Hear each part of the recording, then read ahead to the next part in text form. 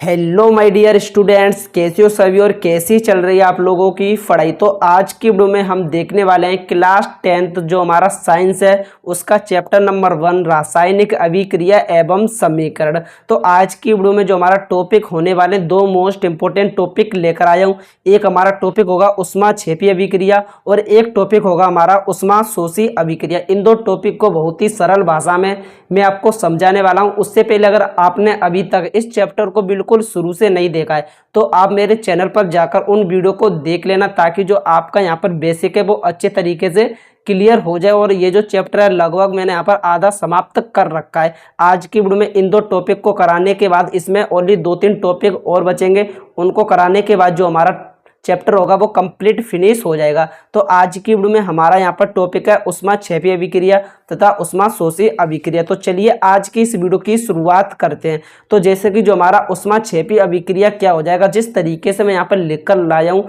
उसी तरीके से सेम टू सेम आपको लिखना है। बहुत ही आसान भाषा में मैं यहाँ पर लिख कर लाया हूँ। तो जो हमारा ऊष्माक्षेपी अभिक्रिया हो जाएगा वे रासायनिक अभिक्रिया जिसमें ऊष्मा उत्सर्जित होती है ऊष्माक्षेपी अभिक्रिया कहलाती है। यानी कि जो भी रासायनिक अभिक्रिया होती हैं, अगर जिन रासायनिक अभिक्रिया में जो ऊष्मा होती है वो निकलती है, ऊष्मा बाहर की तरफ निकलती है, तो उसको हम ऊष्माक्षेपी अभिक्रिया कहते हैं। जैसे कि इसका उदाहरण हो जाएगा जैसे कि C+O2 यानी कि कार्बन प्लस ऑक्सीजन, तो ये जो मिलकर बनेगा कार्बन डाइऑक्साइड बन जाएगा। उसके साथ यहाँ पर जो ऊष्मा भी है वो ऊष्मा भी बाहर निकलेगी। इस तरीके से इसका जो ऊष्मा भी बाहर निकलेगी।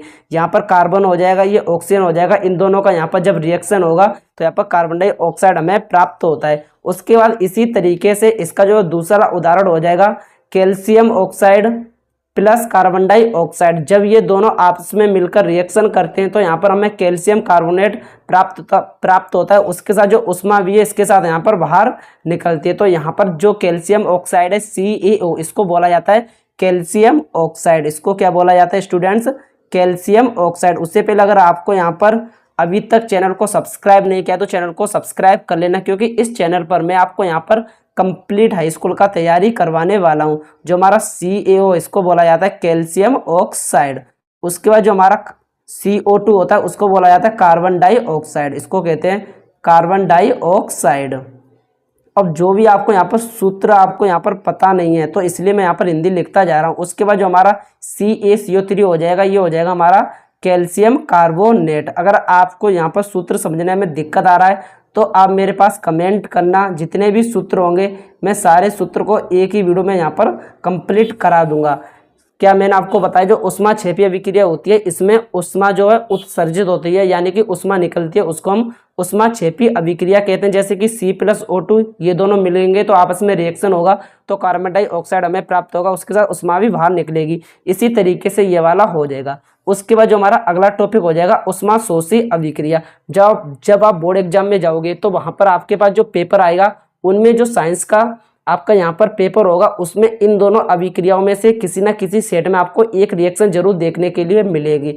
तो जो हमारा ऊष्माशोषी अभिक्रिया हो जाएगा, जिन रासायनिक अभिक्रियाओं में ऊष्मा अवशोषित होती है उन्हें ऊष्माशोषी अभिक्रिया कहते हैं। यानी कि जिन रासायनिक अभिक्रियाओं में जो ऊर्जा होती है वो बाहर की तरफ निकलती है उसे हम ऊष्माशोषी अभिक्रिया कहते हैं। यानी कि पहला जो इसका उदाहरण हो जाएगा जैसे नाइट्रोजन प्लस ऑक्सीजन, ये दोनों आपस में मिलकर रिएक्शन करेंगे तो हमें नाइट्रिक ऑक्साइड प्राप्त होता है। यहाँ पर जो N2 है इसको बोला जाता है नाइट्रोजन, इसको बोला जाता है नाइट्रोजन। जो हमारा O2 है इसको कहते हैं ऑक्सीजन। इसको क्या बोला जाता है स्टूडेंट्स? ऑक्सीजन इसको बोला जाता है। उसके बाद यहाँ पर ये दोनों मिलकर जब रिएक्शन करेंगे तो ये हमारा बन जाता है नाइट्रिक ऑक्साइड।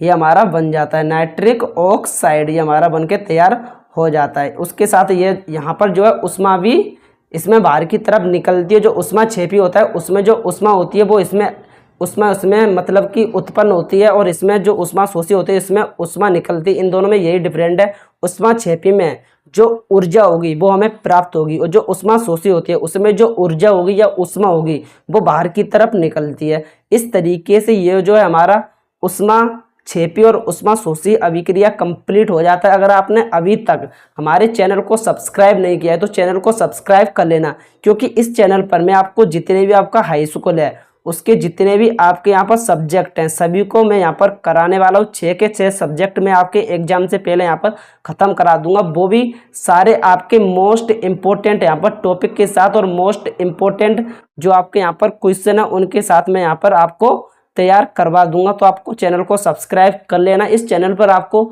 सभी सब्जेक्ट का वीडियो लेक्चर देखने के लिए मिलेगा। उससे पहले इस चैप्टर का मैंने 2 लेक्चर ले रखा है, अगर आपने अभी तक नहीं देखा है तो आप मेरे चैनल पर जाकर प्ले लिस्ट का आपको एक ऑप्शन दिख जाएगा, वहां पर जाकर आप इन दोनों लेक्चर को कवर कर सकते हो। और इस तरीके से जो हमारा उस्मा 6P और उस्मा सोशियो विक्रिया कंप्लीट हो जाता है। अगली वीडियो में आपके लिए यहाँ पर टोटल 4 और रिएक्शन बची हैं, उनको मैं कंप्लीट करा दूंगा। उसके बाद जो हमारा चैप्टर होगा वो कंप्लीट फिनिश हो जाएगा। उसके बाद जो चैप्टर नंबर 2 है स्टार्ट होगा। तो आई होप आज की वीडियो में यहीं तक, मिलते हैं किसी नेक्स्ट वीडियो के साथ। अगर वीडियो पसंद आते तो वीडियो को लाइक करना, जो भी लोग नए आए हो चैनल को सब्सक्राइब जरूर करना।